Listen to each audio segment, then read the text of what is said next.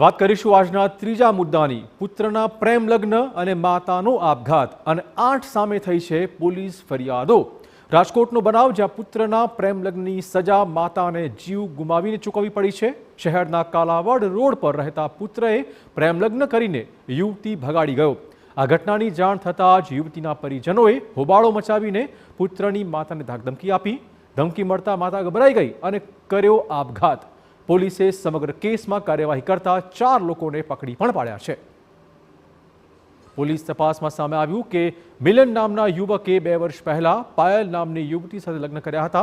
ગત 11 તારીખે મિલન અને પાયલ બંને ભાગી ગયા હતા।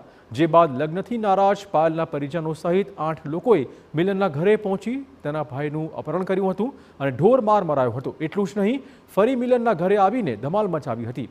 સમગ્ર બાબતે મિલનની માતા ગભરાઈ ગયા હતા અને ઉત્તરાયણના દિવસે અપાર્ટમેન્ટના 6થા માળેથી ઝંપલાવ્યું। તેમને ટ્રીટમેન્ટ માટે હોસ્પિટલ ખસેડાયા। જોકે સારવાર દરમિયાન તેમનું અવસાન થઈ ગયું, જેને લઈને પોલીસે આ કેસમાં અપહરણ અને આપઘાતની દુષ્પ્રેરણાની કલમ અંતર્ગત કાર્યવાહી પણ શરૂ કરી છે। 8 પૈકી 4 શખ્સોને પોલીસે હાલમાં પકડી પણ પાડ્યા છે।